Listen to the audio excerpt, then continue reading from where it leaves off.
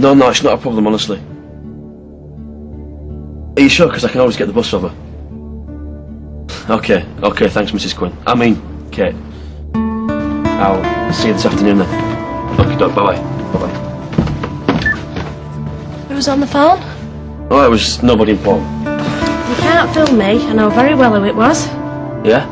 I did enough whispering on the phone to your father when we were courting. Mainly because my dad thought he was a good-for-nothing. Right. But Izzy's good for you. So you can talk as long and as loud as you like. As long as it's not mucky. I'll bear it in mind. Right, well, that's me. Better get off for my shift, else Roy will be fretting. See you later. Yeah. See ya. Come in. Please.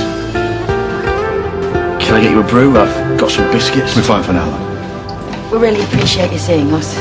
Can't tell you how much. No, it's fine.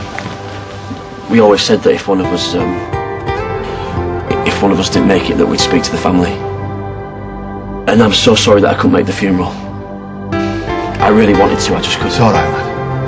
We can barely face it ourselves. The whole thing was so out of whack with how things should be. We didn't want to acknowledge it, you know. Is that? But yeah, it was taken a couple of nights before we got deployed. Take it, please. Must be the last photo I've taken of him. He looks happy. He was happy, wasn't he? We all were. Especially that night. Quinny, Luke was well on form. Cracking everybody up he was. You know, I'd never seen him more. Oh, that's it was like The head's absolutely pounding. Oh, hello. Are you going to introduce us then? Yeah, this is Kate and Ian. It's Quinny's mum and dad. Oh, yeah. It was a routine supply run, or as routine as it can get out there. And Quinny was riding with me. He was winding me up because he'd taken a tenner off me at pool the night before. Anyway, we were approaching the base, and... Would you rather do this without me? No, you're fine, love. Gary? No, stay, I want you to. Anyway, the landmine went off. Oh, the noise. It was outside for a second, and then right inside my head, buzzing and whining.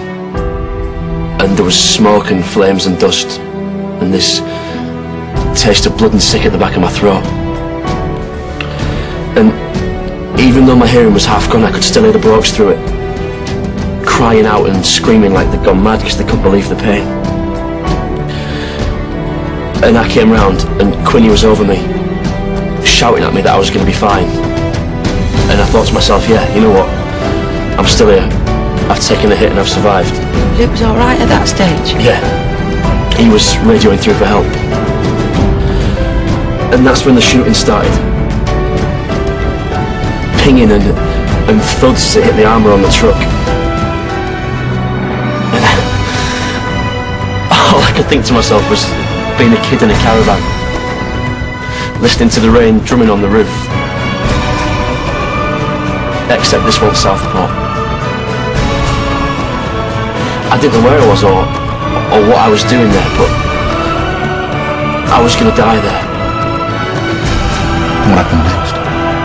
Well, we were sitting ducks. You know, it was only a matter of time if we stayed there, we all knew that. But I was pinned, so I told the lads to make a break for it, but Quinny wouldn't have any of that. So a couple of them made a dash and got to a ditch, and they started to put down covering fire. Luke stayed with you? He wouldn't leave me. I told him to go, and I kept telling him, you got to believe that. We know, lad. We know. Anyway, he got me out, but I could barely walk. And he just dragged us out the wagon. He picked us up, and he just ran. And that's when it went crazy, and there was dust flying up everywhere. But we were almost there. And then he fell. And I'm screaming at him to get up, but one of the lads had pulled me into the ditch. And Quinny's lying there and they're still shooting at him. And there's nothing I can do. nothing I can do. I'm sorry. I'm so sorry.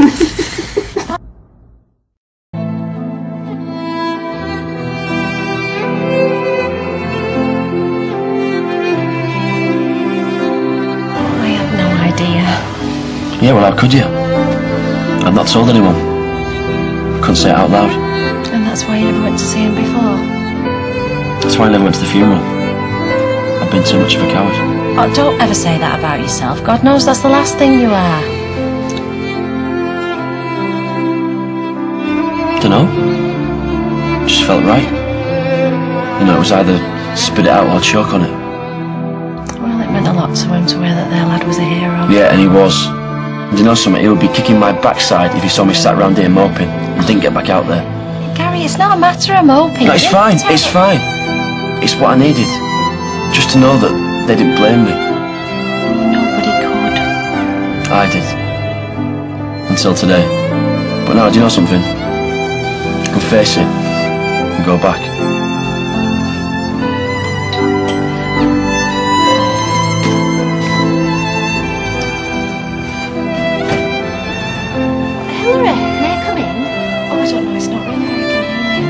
Oh, let her in, ma'am. Come in, let her in. It's just I've got some very exciting news for you, and I just wanted to stop off and let you know in person. I think I've found a girl who'd be an ideal match for you and Mr. Windass. All right. Well, that's brilliant news. Oh, come here, ma'am. Congratulations. Chuffley.